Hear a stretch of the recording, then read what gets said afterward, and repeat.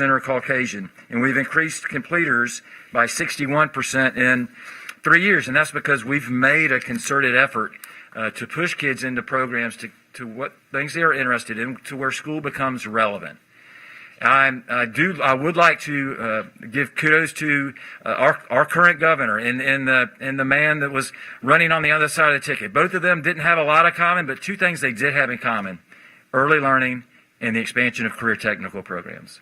And so we see that continue to be a priority for our current governor in the area of early learning, and I know the First Lady in the state of Florida, that's also a priority of hers, along with mental health awareness and education, and then also career technical training for those students who are not destined for four-year schools. So there is certainly a lot to celebrate academically in what we've done. And then we have, we've seen, the last several years, how many Rickards high school graduates have left to go to Ivy League schools. I mean, just a number of those kids have walked out to go to Ivy League schools and have earned tens of millions of dollars of scholarships. We have, for a long time now, and this wasn't anything that I did or the person before me, but the overall health of the Leon County schools and the academic health of Leon County school system is alive and well. But again, it's not something that we will rest on. We will celebrate. We will take time to celebrate these accomplishments, but also take time to look for other opportunities to make sure that we are not leaving a child behind, especially now. And I can tell you, having gone into our classrooms and witnessed a lot of what's going on in a hybrid model and in the digital model and distance learning, I fear that a lot of academic regression has taken place. And so we're going to have to take a long, hard look in the mirror at where we are and where our children are, every single one of them, and develop an academic plan for each one of them as they slowly start to return. And it's going to be a heavy lift, but it's not unlike what we're seeing in other school districts across the state and those around the country. I saw a report yesterday evening when I was traveling home. There are millions and millions of students haven't been in school. Chicago schools have been shut down. Schools in New York have been shut down. They haven't been in school at all. And so although our situation may be dire, there are other pockets or other places in the country that may fare much worse.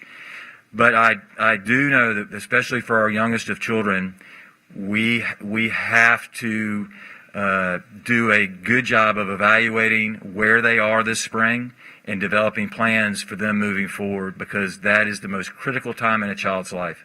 The most critical time in a child's life. And so this is going to be a challenge, a heavy lift, not to mention what we may be facing financially in order to do it. But we are committed to this work. We wouldn't be here this evening if we were not. But I think, again, when I think about our school system, and I've said this to many people many times, and it's not anything negative about charters or privates that try to come into to Leon County, but it's hard for a lot of them to survive, and the reason is simple, is because the traditional public school system in Leon County is alive and well. And I'm very proud of that. You should be very proud of that. And we will continue to try to recruit and retain the best teachers we possibly can, to compensate them, to give them fair compensation and a wage that leads them to a career path to want to stay in this profession for the years to come. But we are all committed to that work, and again, waiting for the day that we can get all of our 30,000 students back in school. So with that, I'll take any questions or you may have on this one, then we'll shift to reopening. Questions? Good. Good report. I'd like Great. to see it in writing and posted on our website. Absolutely. Okay. Good. Absolutely. It will be posted. Wonderful stuff. Jones. Thank you. No? No one else is saying anything? Mm-mm. You did a good job. He's done a good job. Well, now, okay. Mr. Cheryl, go Super- ahead. We know you want to. I do, because what Say that. I thought was most important about what you've described, and I hope that some of what you've captured, we will revisit as a part of our strategic plan. And particularly when we talk about the expansion of career and technical education programs, we've already started making great progress, most specifically with our director putting CTE going all the way down as early as elementary school programs with certificate programs, coding activities, and the like. What I would love to see us do, and I'd love for us to talk about this in the context of strategic planning, that we could consider pre-CTE programs, much like we have pre-IB, that we'd be able to identify students and be able to do what you talked about, provide that type of relevance that keeps our kids continually engaged, and that perhaps we might even have CTE curriculums that are companion curriculums found in our schools, where that young people, when they've identified interests as early as 9th grade, that there would be a curriculum designed most specifically for them, that they'll be able to then be able to dually enroll and then be able to graduate thoroughly prepared, but then also armed with their certification and their diploma at the time they finish. And I think the emphasis that we put on that is going to be the response our community desires when we talk about ending cyclical poverty. The way you end cyclical poverty is with a good paying job. And let me just say this in response to that, and I want to be political for just a moment. As jurisdictions convene themselves to have these conversations, chambers of commerce and the like, to have those conversations without our school district are full of sound and fury, signifying nothing. We are the solution to ending cyclical poverty in our community, and until the community embraces the important role that we as a district play in remedying that, then all their conversations are for naught. Their trips and their travels and their bus tours mean nothing. We have the solution, so we need them to be companions with us in this type of particular investment in our young people and their families. But thank you for your report, and I'm excited about everything that you described. Now it's time for an amen. Amen. Thank you. But along those lines, Mr. General, I will say that the wolves are still out there. There's a Senate Bill 48 Yeah. sponsored by Senator Diaz that's looking to consolidate voucher programs to basically open up education savings accounts for families and expand vouchers to private schools. And so we have to continue the fight, to continue to advocate, because we know the end game. I've been saying this for years. You know, the end game is not with the children with special needs. The end game is not with children who come from poverty. The end game is, no matter what your level of income is, we're going to give you money and you can go to whatever school you want, public or private. And when that day comes, all right, then what we are left with to provide, and No Child Left Behind, to provide the needs for every single student in our school district is going to become very challenging, to say the least. And it's going to eliminate a lot of these programs that would make school relevant and make school where children want to attend. Because all we would then be able to offer is the basics of an education, the fundamentals. And no one seems to understand that. And it's not a turf war. It's not about, I put our schools up against any school in this community, public or private, charter or not. It's math. It's simple math. And when you start diluting the resources of a community and opening up schools and diverting money to private schools, then you start taking money away from our traditional schools, and we won't survive. We won't. And I don't know how else to say it or who else to say it to.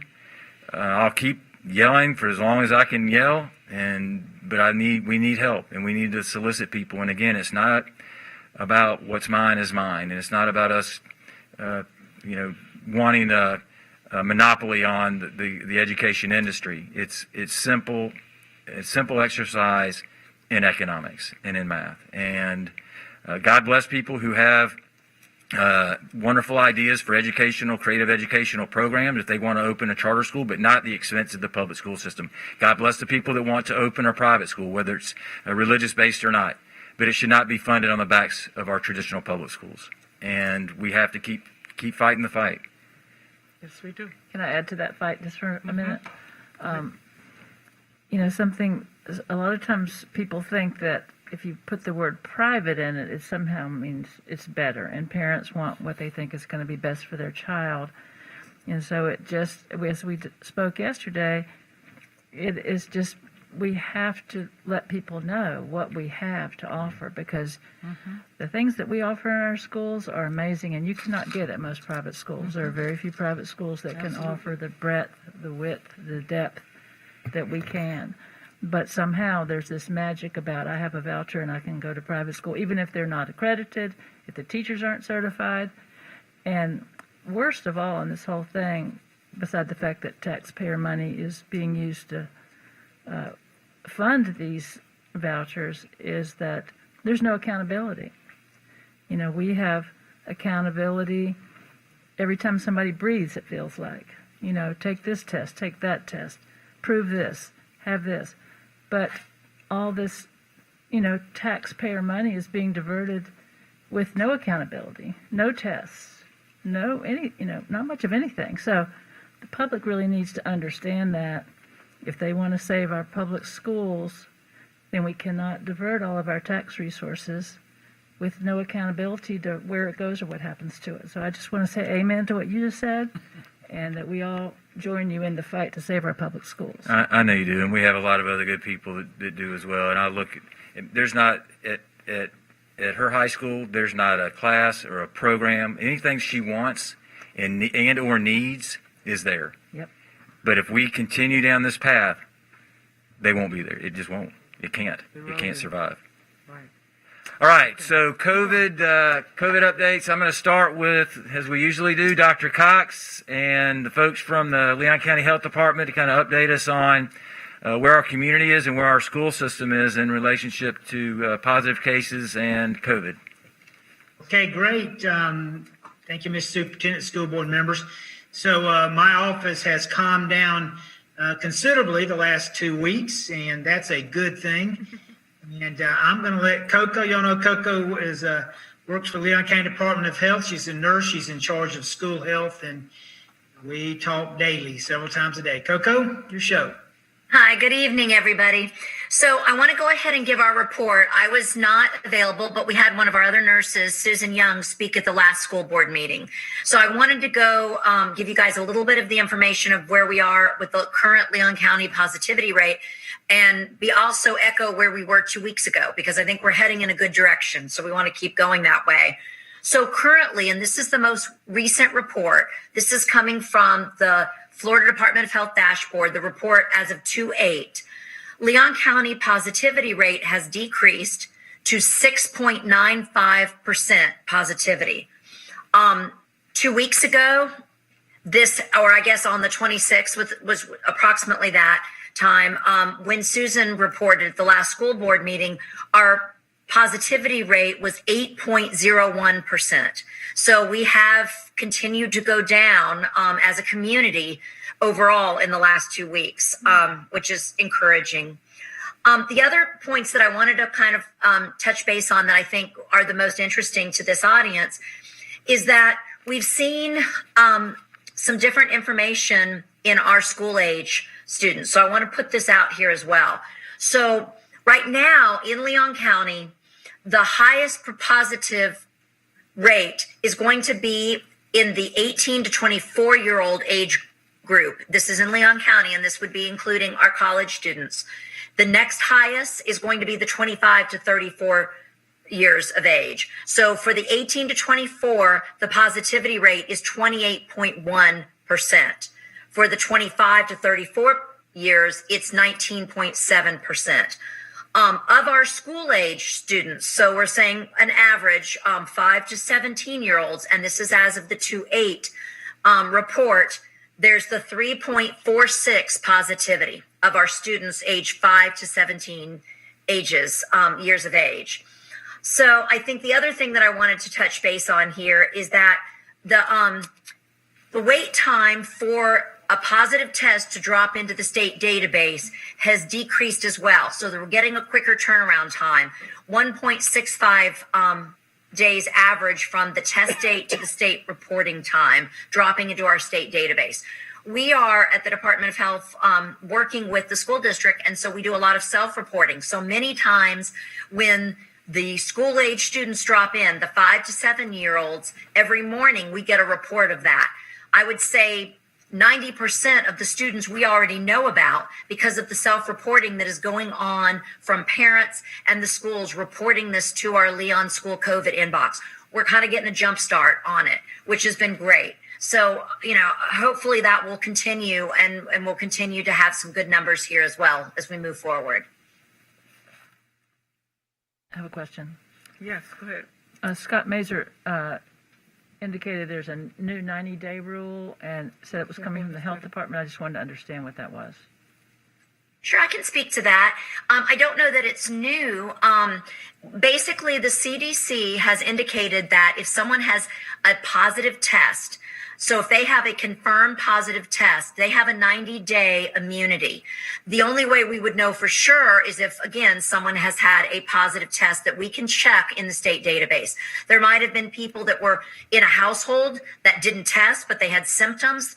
That can be considered a presumed positive. But for the school district folks and the students, we are looking in the state database to see if they have a confirmed positive. So given CDC guidance, if someone has tested positive, we check to see in the past if it's been within 90 days.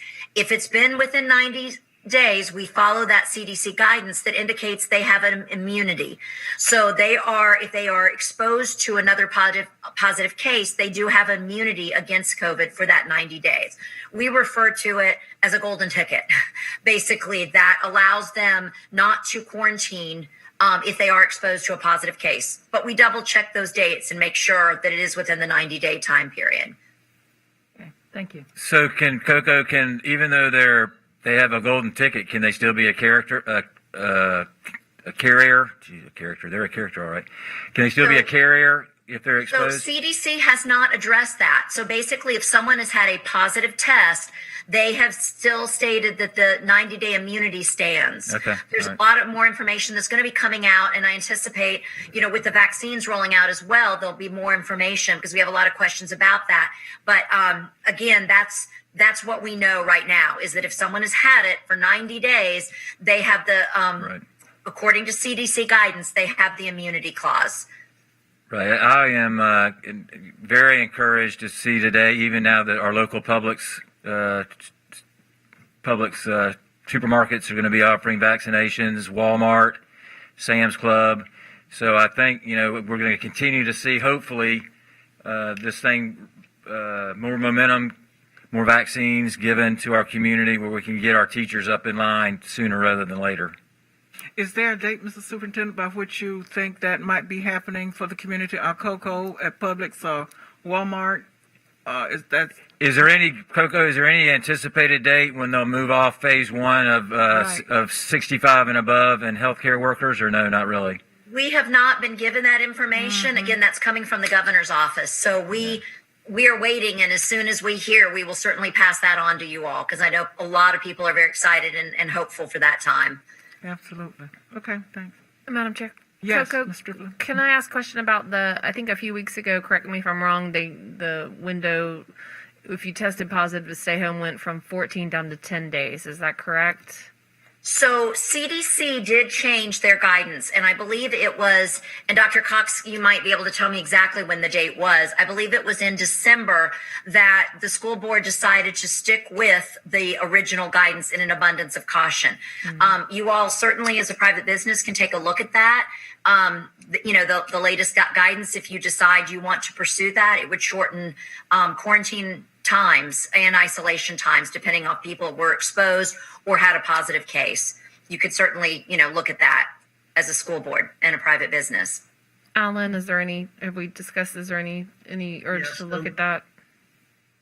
So the state and the nation started to realize that schools were not the spreader events as was feared. And one thing they did is the CDC dropped the quarantine. They basically cut it in half, 10 days and then the 14 to 7.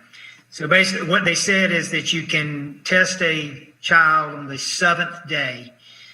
And then if they are negative, they can return to school. But we decided, we presented it to the leadership team, to the superintendent, is that things have worked well for us in the district. We have are not aware of any school spread. during the school day. We've had stuff after hours and everything.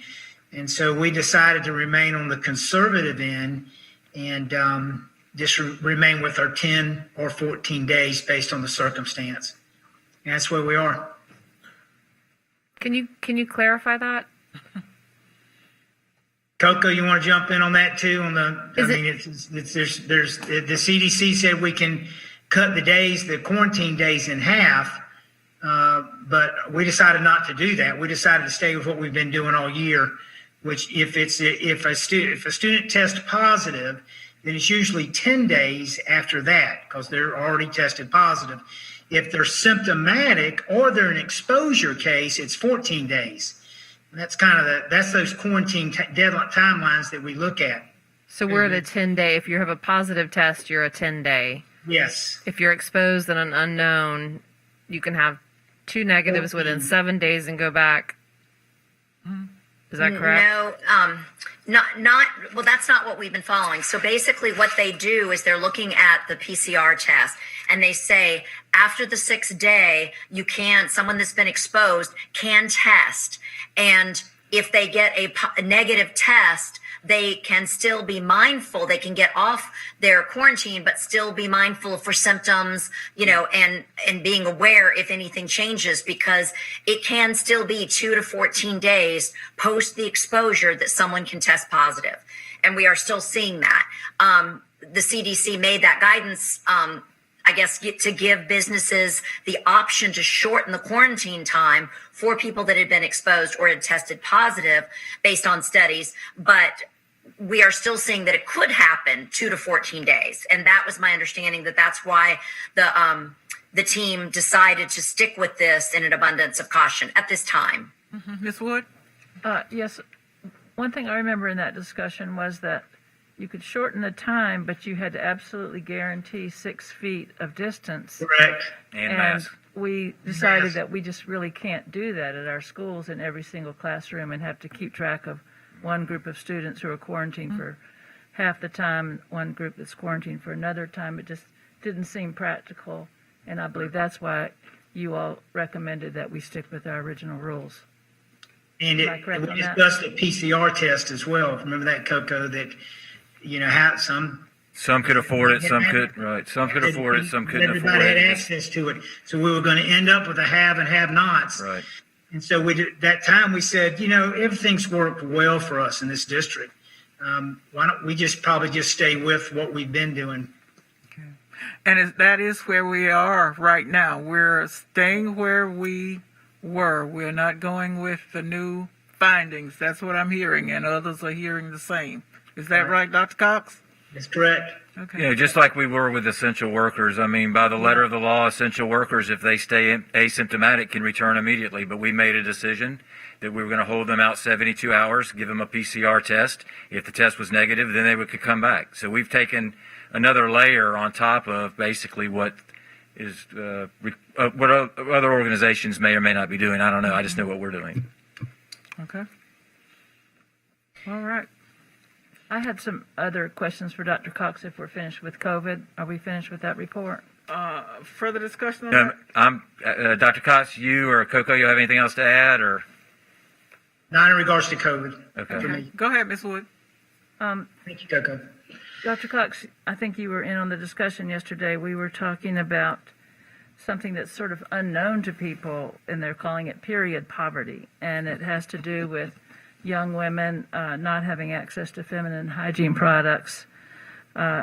Sometimes, at least the data says that 1 in 5 girls miss school to the lack of those products. And I know you've done some research because we spoke earlier about what were our current practices in the school. So I'd just like you to give us an update on that. And I've also spoken to our school board member, and she is going to go back with her other SDAC members and talk about this and perhaps come back with some recommendations to us of how we can really work on this issue that sort of a hidden issue, but I think it's an important one, and we need to do all that we can to make sure that every student is at school and every girl feels comfortable and safe and doesn't miss school because they don't have access to hygiene products. Right. So let me tell you, it's a real live issue, okay? And the articles period poverty, and there was an article written by that title. And basically, it's menstrual cycle hygiene, and more importantly, and just as important as education. You know, I didn't realize this, but food stamps don't qualify for some of these products. And so let me explain what has been going on in this district for quite a while, and then tell you, if you don't, some of the adjustments that I propose we make in this area. Okay, we have a program called, it's from Procter & Gamble. It's called the Always Changing Program. It's been around for many, many, many years. When I was the supervisor of health and physical education in the early 90s, we had it then. And it's puberty education. And we started in about third or fourth grade. Most places was fourth grade. And it goes fourth, fifth, into sixth. And then usually we had seventh grade health back in those days. And we continue with our human growth and development education at the secondary level. But what this program is, it's puberty-based education. You would separate the boys and girls, and we'd have teachers or nurses or doctors come in, and they talk to the girls about why their bodies are changing, what they're going through. They would go over the products, and then we would have doctors or such come in and talk to the boys. At that time, I actually went out to the schools, and I did hundreds of those classes to the boys, why their bodies are changing and everything. So Procter & Gamble, the curriculum is free. It's still free to this day. They've updated it with nice videos and stuff. They used to send us samples. And I would just simply tell them, when I was in that position before, how many products we want, how many, the boys would get deodorant, girls would get sanitary pads, how much to send, and they would send that stuff. And we would have it. The schools would have, the elementary schools, middle schools would have plenty of that product, but they no longer do that. And they say that now on their site, that they no longer give those products out. And I don't actually know why, but they don't. So it is an issue. So at the secondary level, and Roseanne Woods, you can attest to this, I've called just about all the secondary principals today. We usually would keep feminine hygiene products in guidance, down there in the clinics. A lot of places kept it in physical education. I know I did that when I was a principal of Childs. And so we've had the products that the students could ask for upon request. But we need to probably pep that up a little bit. So I called Eric Clark today, and I told him about this and about the issue that we face with this, especially with our impoverished students. And it fits right well with our foundation and with their purpose and with their mission. So we're going to need to continue with our human growth and development, aka sex education, or human growth and development at the secondary levels and at elementary. And but then I'm going to get him involved in purchasing. Now, believe it or not, our warehouse used to carry these products, and you could order them from the school, but we don't have them there anymore. The warehouse downsized. So that's a plan going forward to get these products back in our schools, and then I'll have an advisor group to work on what's a method to advertise that out. Okay, well that's something that's great, and but we have a long way to go. It sounds like to me, and I'm hoping that I see Arva shaking her head. So would you like to say something about it? Yes, ma'am. From personal experience, I know that like waddling down to the office or like the nurse's room to get menstrual products is like not the best, and I think maybe incorporating them into the restrooms would be a good idea. I think it's one of these things that like, Asha, speak into your microphone a little bit more, please. Thank you. sorry. That's okay. I think it's one of those things that doesn't have any cons but has a lot of pros. And it's not really talked about at school because it has such a bad stigma around it. But at the end of the day, it's like a human thing. And 50% of the people I go to school with suffer or have to face it every day and stuff like that. So I think this is a really important subject. Okay. Well, I just want to say I look forward to the students coming back with some recommendations. And I did speak to Eric Clark today from the foundation, and some of you may remember that when I finished my campaign early, I had some money that was left over, and we originally committed it to internet access. But I spoke to him today, and they still have some money in that category. So I'm going to go ahead and ask him to divert $5,000 of that to this cause to start buying some products for our girls at the schools. And maybe y'all can use some of that money as a test pilot on machines in bathrooms, and let's see how we can make this happen. I think it's very important. It's not an easy thing to discuss, but it's a very important thing to discuss and get solutions to. So I look forward to working with the students on this. Great. And you also mentioned yesterday, perhaps Ms. Strickland did, that there was a need as well at the elementary school level. So Right. we're talking about beyond high school, elementary, middle, and high school students. Because And you mentioned the Junior League. I think, And there may yes. be some other service organizations that Right. would like to help with this too. So I think Absolutely. in Tallahassee, when we describe a Right. problem, we can usually solve it. So I'm looking toward lots of people Great. that can help solve this issue. All right. Further comments about this? Good catch, Ms. Wood. Thank you, Asha. Madam Chair, Mr. Jones. I think this is just one of the most amazing conversations I've enjoyed since I've been elected. Because I mean, I don't know about anybody else, but it's that being able to find those types of, identifying those types of problems and then finding those types of solutions to meet the needs of our children, I think is why we all ran. That we could make this type of difference, and in such a tangible and meaningful way, and then through conversation be able to be enlightened about a problem that I know many people may have been blithely unaware of. And I'm just amazed at what I just witnessed here. It's just really, really, this is good governance.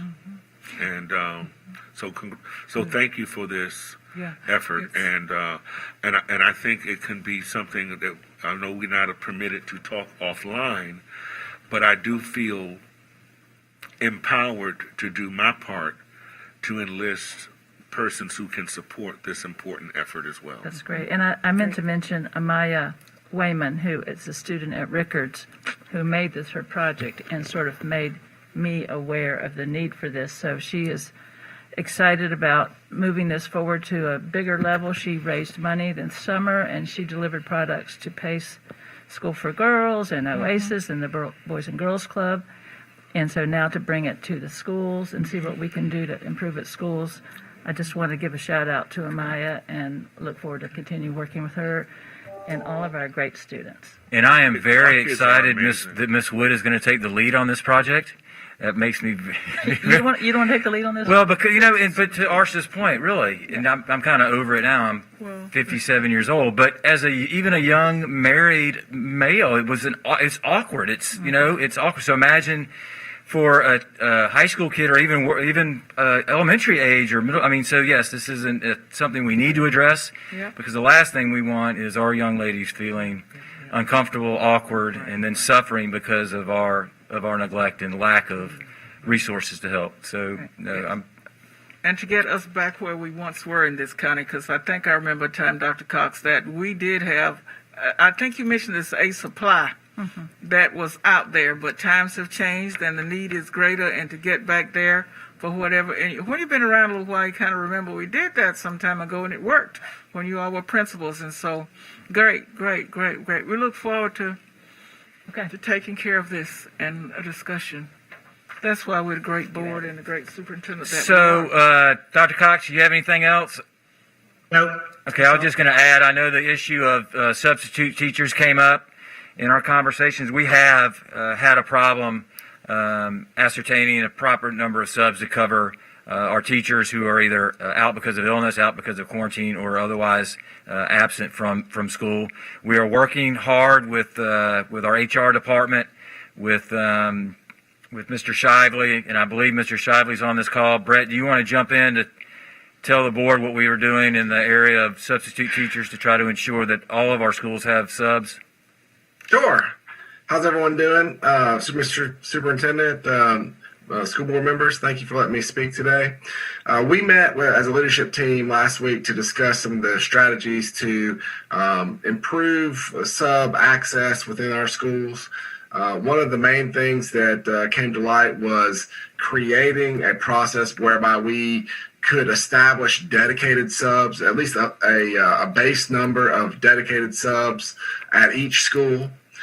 So we went out and communicated with the schools to determine how many of those schools had subs that they had access to, that they could speak to determine, if they would be available on a consistent basis should we have the need. Most schools had a number of dedicated subs that they could tap into.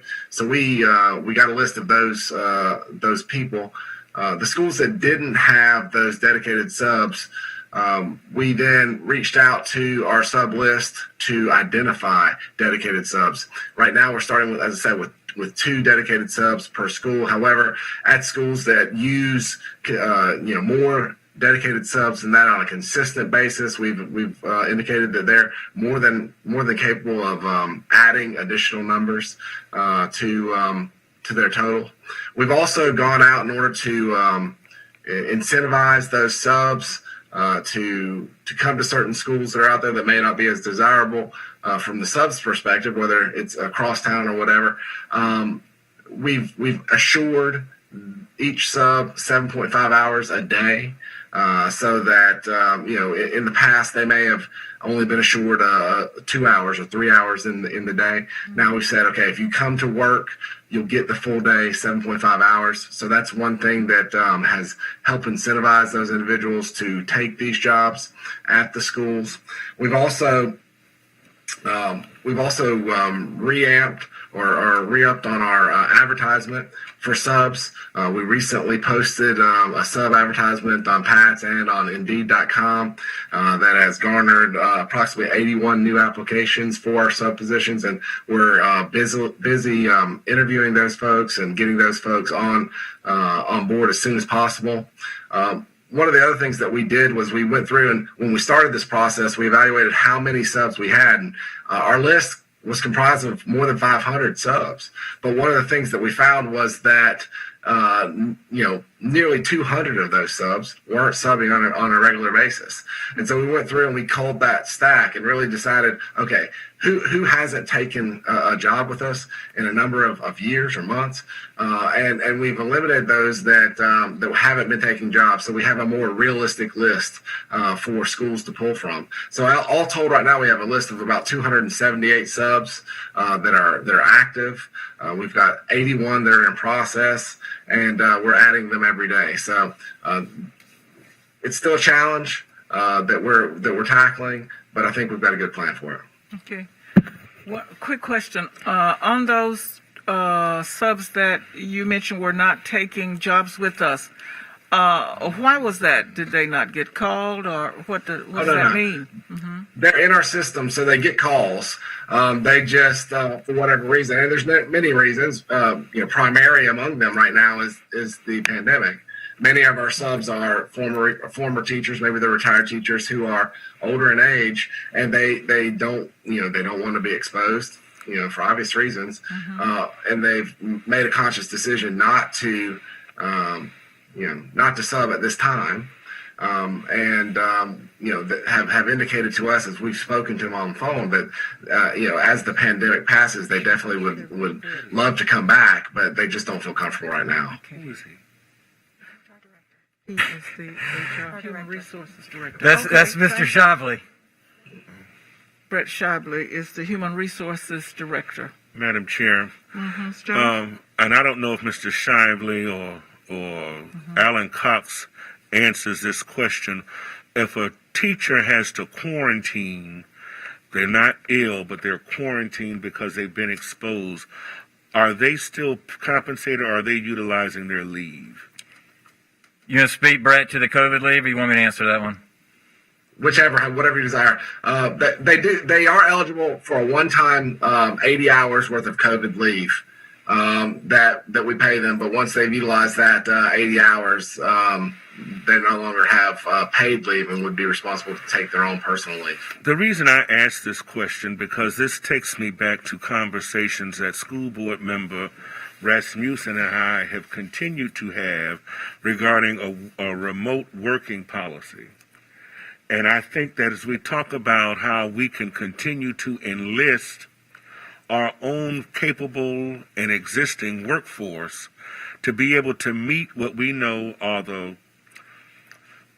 workforce crises that the pandemic provides our district, we've talked about this since we had that task force. I thought we were able We to. are going to speak to it. Yeah, district staff have been working through a draft. A good portion of the fall were spent going over revisions to the draft. My understanding is that Ms. McAllister has spoken with Dr. Gale recently about finalizing that, so it will be coming to you all hopefully either at the next meeting or the meeting after that. So it is in All right. process. I'm sorry, but I thought we were also allowing teachers who are in quarantine but who are not sick to teach from home. So if I can add to what Mr. Shively They said, are. yes, they are allowed to take their up to 80 hours, and we extended that time. It was due to expire the first year. We've extended that. In addition, if teachers are able to teach remotely from home, the principals are allowing for that as well. They There don't it have is. to take leave, right? Then that clarifies for me beyond the workforce, the remote working policy. If those It solves the immediate problem. Yeah. but that if they're allowed to still be engaged, then great. Thank you for clarifying. I appreciate that. Yes, thank you, Mr. Jones, for raising the issue again and the clarification from Ms. McKinney-Williams. I'm glad to know that it's on its way. Thank you. Mr. Superintendent, further? That's it. Unless you have any further questions.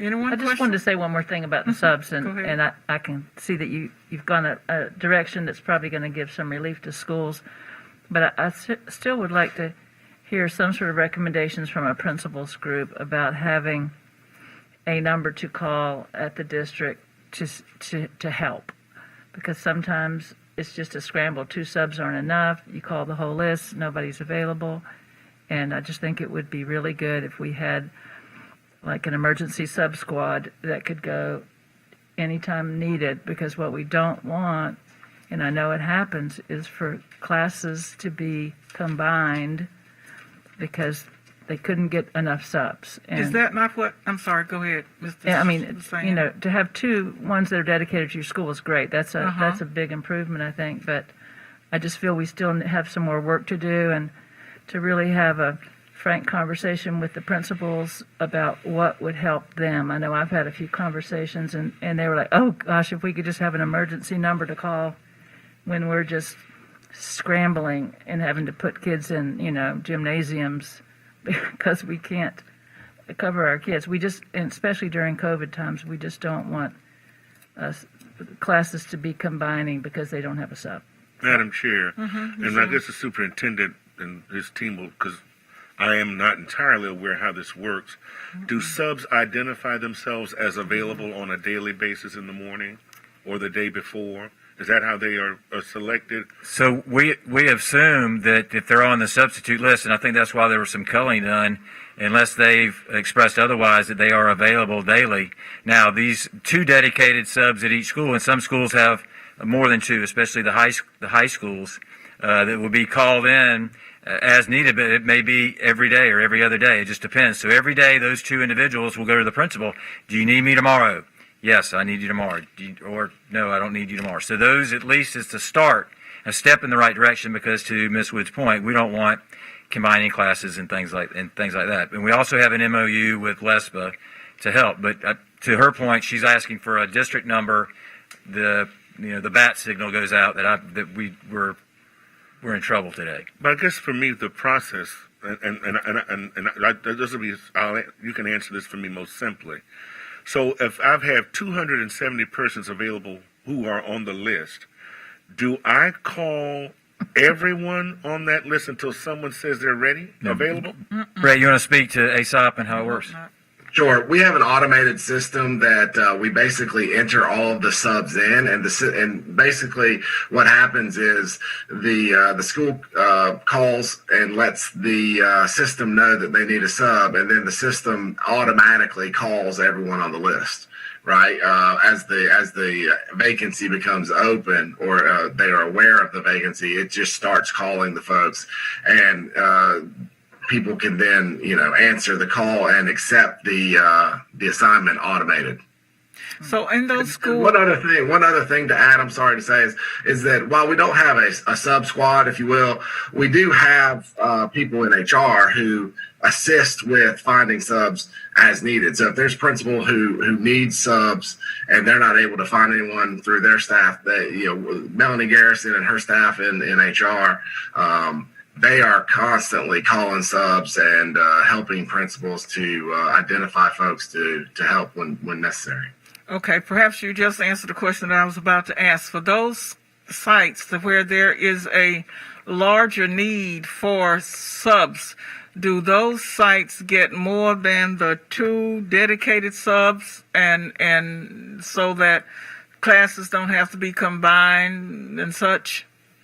Yes, ma'am. Sure. So what we said was, we wanted the principals to take a look at their average. So if they're averaging, 4 or 5 subs, then by all means, they can go out there and they can line up more dedicated subs, and we would help them with that.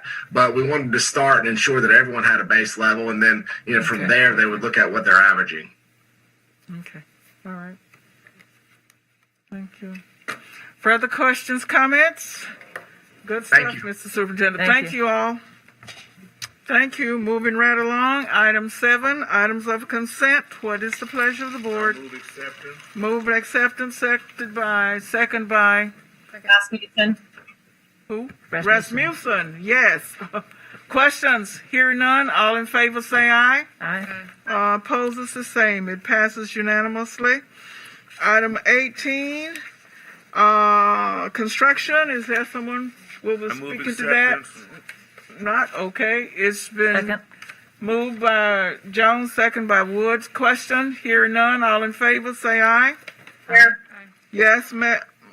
I need to abstain from item 18 Yes, due you to do. any appearance of a conflict with my employer, Yes, ma'am. So noted. an upcoming item as well. All right, and the upcoming item as well. All right, that takes care of 18.01. We're at 18.02. Mr. Albritton, I see you. You're at up- 19. I'm at where? 1901. Oh, Excuse me. 1901. Mr. Albritton, thank you. This is the other item I need to abstain from, 1901, please. Yes, ma'am. Did we finish? Good 18? evening, Board, Chair, Superintendent. I think so. Item 1901 is Superintendent recommends approval of RAM Construction and Development, LLC, guaranteed maximum price, contract for construction manager at risk for RFQ 464-2021, construction manager at risk for J. Michael Conley, school-wide exterior plaster replacement. Move approval. Second. All right, moved by Rasmussen, second by Jones. Questions? Hearing none. All in favor, state aye. Aye. Hold up. Did Madam Chair, Where are we? What's the problem? I'm not- moved by Rasmussen. Ms. Wood, did Yeah, you move? Moved by Wood. Moved by Wood, second Second, by whoever. Jones. No, second by Strickland. That's fine. Yes. Under these masks, we are just making melodious sounds, and it's hard to tell. Yes. Okay. Rasmussen. Rasmussen abstained. Rasmussen abstains for the record. All in favor say aye. Aye. Opposes the same. It carries unanimously. All right. Did I skip one of these items? No, you're at 19.02. We're at 19.02. Moving right along in 19.02. Dr. Gale will talk about the calendar. Yes, ma'am. Good evening again, Madam Chair, Mr. Vice Chair, Superintendent, and all board members. As you know, with item 1902, the 21-22 calendar is being placed before you. It has come before DAC and has been adopted by DAC. The main thing with this calendar, we have a week for teachers, students, and some staff members during the week of Thanksgiving. There is no early release days in December. There will be early release days in May. And with both of these calendars, students as well as teachers are released before Memorial Day. That is, if we don't have to do any adjustments as we did last year. All right. We had the discussion yesterday, and we felt fairly certain that this is what we were going to go with, and Ms. Wells also mentioned this today. I would ask, do you recall, Dr. Gale, the percentage of individuals Yes, ma'am. voting for this calendar? Was it? Yes, ma'am. Thank What was you. that, And I'm please? sorry I didn't say that That's today. okay. There were over 4,400 votes. 81.6% of the people who voted, which included parents, students, teachers, school and district-based administrators, as well as community leaders, or community members. 81.6% chose option 2. And so that was the overwhelming choice. All right. That's pretty Move important. approval. Move approval. Is there a second? Second. Second by Strickland. Questions? Just one question. Questions, sir. That's the entire week of the 22nd. Schools will be closed. The entire, well, no, students, teachers, and some staff members. Some of us who are also staff members, we're still at work. The district office is open that Monday, Tuesday, Wednesday. The schools may be closed or they may not. Administrators may be there working, and they may elect to close the school to the public. Okay, thank you. Yes, sir. You've heard the vote. Question? Seeing none. All in favor say aye. Aye. Opposes the same. It passes unanimously. If I may also thank you, Dr. Gale, for your hard work and on getting the calendar approved for the next 2 years. And I love this calendar, to be honest with you. I think this provides for right now 178 Yes. day school year, which also gives in our paras and non-instructional people a chance to come in 2 days in advance to work with their teachers to get ready. Absolutely. It extends pre-planning from 5 days to 7 days. The feedback I've gotten, other than from one or two who we're trying to figure out childcare over Thanksgiving, it's been very positive. Yes, sir. Very positive. So I think the other positive thing is to have 2 years. That's new with your administration. I think Yes. that's great. we don't have to go through this exercise every year. True. Thank you, sir. All right. Thank you, Dr. Gale, and others who worked on this. 19.3, safety. Mr. Honkier is approaching the podium. As they say in the courts, what say ye, sir? Good evening, Mr. Superintendent, Madam Chair, and school board members. Yesterday afternoon, I had the pleasure of briefing you in our agenda review on the topic of safe school officers. As you're aware, also on January 27th, we had a closed executive session related to safety with the school board members, where I briefed you on this topic and some plans for the future. I've also had individual conversations with you and answered your questions and took your input. The largest expense related to the Marjorie Stoneman Douglas Act is making sure that we maintained an officer at each school site. In full disclosure, this year has been really challenging related to that. We identified some issues in early October. With some help from other local law enforcement agencies, we've been able to meet the statute. But what I bring before you is to modify our plans for the future to make sure that we have backfill. When the Marjorie Stoneman Douglas Act was passed in 2018, districts all over the state began planning and came up with different models to make sure that they met the law, the statute. This board, at the time, with a lot of meetings and a lot of review, we decided that our model was to put a police officer on every campus. I'm proud to say that we've been able to do that for the last 2 years, but I can tell you that that has been a strain. The previous discussion related to substitute teachers is also occurring as it relates to police officers on our campus. The Marjorie Stoneman Douglas Act, you can meet the statute in 3 ways. You can have a school resource officer or deputy.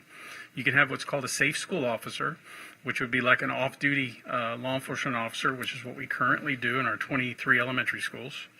Or you can implement a guardian program. The first evolution of the guardian program, most of the districts that took part in that were arming actual staff members that had different job descriptions. For example, a coach or administrator or teacher. This board was very clear, the superintendent was clear, myself, that we did not have any interest in implementing a guardian program that armed teachers administrators, or others that were not law enforcement officers. The chair of the Marjorie Stoneman Douglas Commission, Sheriff Gutierrez out of Pinellas County, he took that same stance following MSD. I can tell you that Pinellas County is a model that we've been looking at recently because they have implemented a Guardian program, as I will describe here shortly. Of the 67 districts, 43 districts have implemented a form of a Guardian initiative. The state statute provides funding and lays out the extreme amount of training and the vetting of individuals that would meet qualifications to become Guardian individuals. I will tell you that this program is heavily audited each year, as you're aware. This is just but one portion of the Marjorie Stoneman Douglas Act. It has major mental health components that Dr. Cox's office works in conjunction with my office, threat assessment, surveys, physical upgrades to security, data reports, and on and on. So I have the opportunity to brief you in the sunshine every year when we submit our Florida Safe School Assessment Tool, which is a comprehensive assessment of every single school campus. I provide a briefing with the following year's recommendations. This gentleman here, Jimmy Williams, coordinator in my office, every day from 7 in the morning till about 9:30 in the morning is a pretty hectic time making sure that every one of our schools has an officer on campus. COVID has presented many challenges. You've probably read somewhat nationwide that there are shortages in law enforcement officers. So we were looking to strengthen our program. It took a lot of meetings with the superintendent. We weren't always on the same page.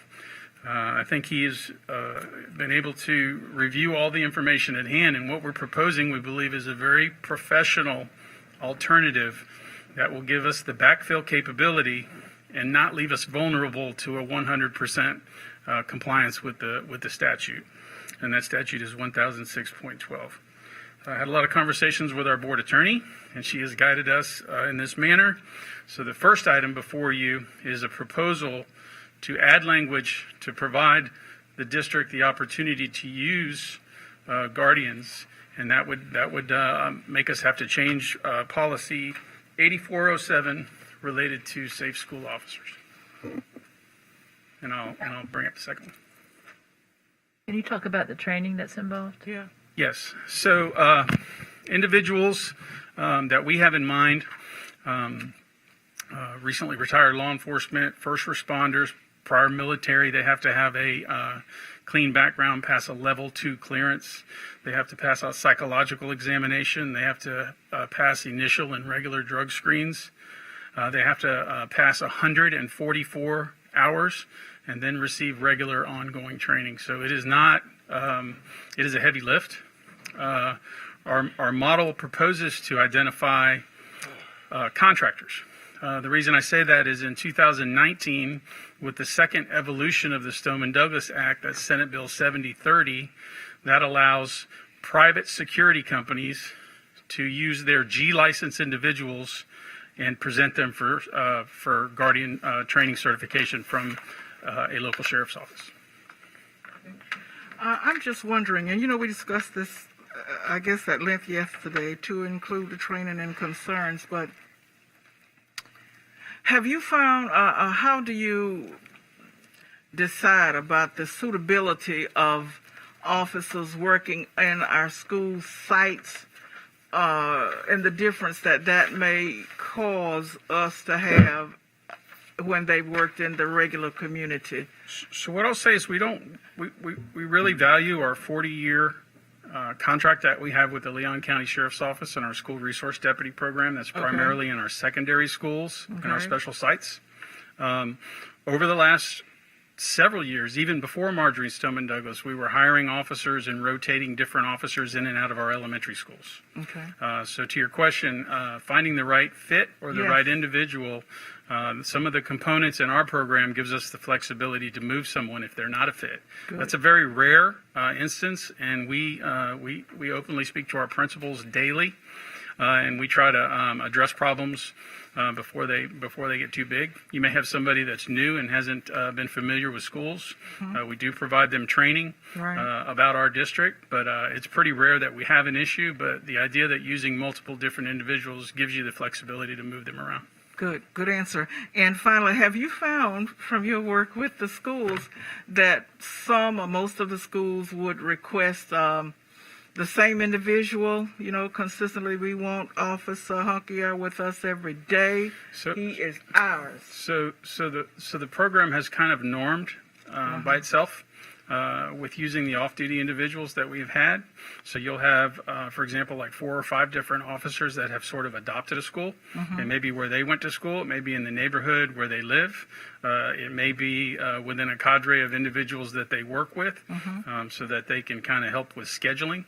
Ideally, we just want to make sure that we have a very fluid system to where we're not left without an officer there. I will tell you that in the last 12 months, the Department of Education has brought on board compliance individuals who make unannounced visits to our sites and sites all over the state for compliance. So we have met with them, and in full disclosure, we've explained the challenges that we have received.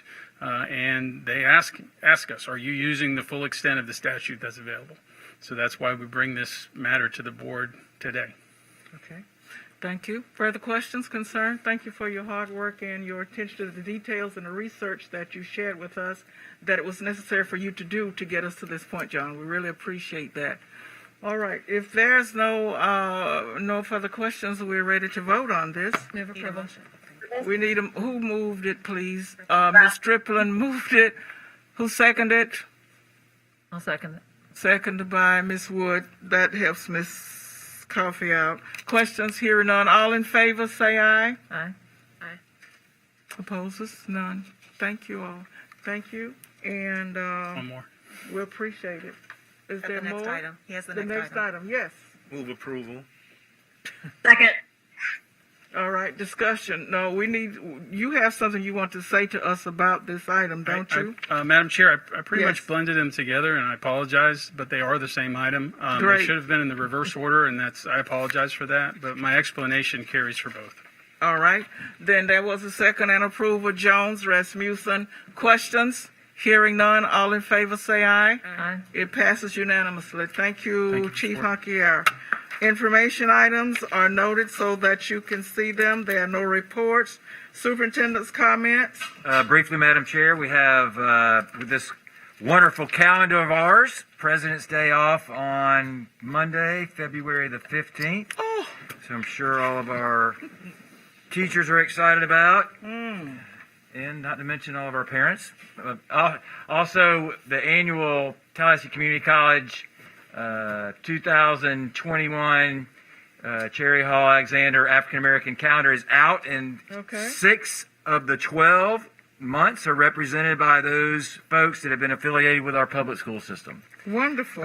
Even good friend of mine, Eugene Lamb, who worked with our school system for a number of years. I remember I was a little boy at Winthrop Park, and he ran with the Parks and Recreation program. I have a former student of mine, student athlete that I coached at Godby, Dexter Hogan from Bond. We have our Talithia Edwards, who is head of our TAC committee, Denard Shepard, Myoshi Walker Brinson from Bond, and then Dr. Deborah Barnes from James S. Rickards High School. So congratulations to everyone that's on this calendar, especially to those that are affiliated with our public school system. Ditto. It's quite an honor. Ditto, ditto. Good. All right. Continuing concerns from school board members. Continuing concerns. Going once, that's it. New issues from school board members. Madam Chair. Mr. Jones. Yesterday's conversation, and I promise, School Board Member Strickland, I want to get you to the Bachelorette or the Bachelor or whatever our favorite TV show is. I've lost interest. You've lost interest. Go ahead. I'm sorry. Go ahead. But our Take your conversation yesterday, when we talked about school choice, first of all, I'd like to say this publicly. Yesterday's agenda review meeting was expertly managed by our assistant superintendent, Dr. Michelle Gale. In that conversation yesterday, relative to school choice, brought to my interest how we communicate with the varied populations and constituencies found that are served by our district, parents most specifically. I recall a time when, as a young person who was just interested in the work of the school board, I enjoyed being able to go to the particular channel that was provided on my cable network where I knew that the school board meeting was televised. I think when we are very much aware of the digital divide. Part of the reason we know that we're aware of the digital divide because we made the purposeful investment in Chromebooks to ensure that there was no disparity between one child and the other. Different populations get their news in different ways. And I would like for us, as a new concern of mine, this district and the volume of work that we do, and the opportunity that is afforded the district with its own dedicated public access channel is very, very important. And I'd like for us to revisit that. I know that we are still holding on to the call letters or something of that sort, but I do know that it's something, when I think about when we're communicating the work that we're talking about, the activities that are going on in our schools, and how we can communicate most directly with our populations, that channel is a resource that we can have at our disposal. So I'd like to find out, once again, I keep referring back to when we go into our strategic planning session, I'd love for us to talk more about how we are engaging with our populations in that way, because I don't want, we talk about no child left behind. Well, I don't want any of our parents left behind either. And I think every tool that we can have in our arrow that we can have in our quiver and at our disposal, we need to take advantage of. And I'd like for the broadcast channel to be something that we might revisit and perhaps in the next school year, because I think it's a valuable tool, and all of our families are not being do not gain, all families and all populations do not get their news from the same sources. And I think that channel is a fantastic source of information for a great number of our parents who we want to make certain that they are engaged. Imagine and I don't want to belabor the point. Everybody gets the obvious reason why it works. So I'd just like for us to revisit that conversation. That's my new concern. Thank you, Mr. Jones, but I must belabor the point a little bit more. I mentioned this, let the records reflect, board meeting before, when I said that most of our constituents in my district particular can pick up the TV remote and turn to channel 21, 22, or 23, and they've been asking what happened. So I'm deaf. Did I hear some noise? No? Okay, just a minute, Miss Rasmussen. So this is one of the times that I will say that I'm almost one step ahead of you, but probably not. I apologize if I forgot. And so I just need to mention that you and I are on the same page. I have many of our older citizens, our older constituents who've been very good to this district. Why don't I see you all on the school board anymore? I don't know how to get you on Zoom. What is Zoom anyway? And to the extent that we can talk about this and come up with a way that we can still be of service through providing opportunities to have the community know what it is we're doing so that they can feel that they are part of the school system. At this point, if I'm to believe them, they don't feel that they are part of it anymore because they don't know. And many of them don't take the newspaper, but they've got a television set. And so I'm with you.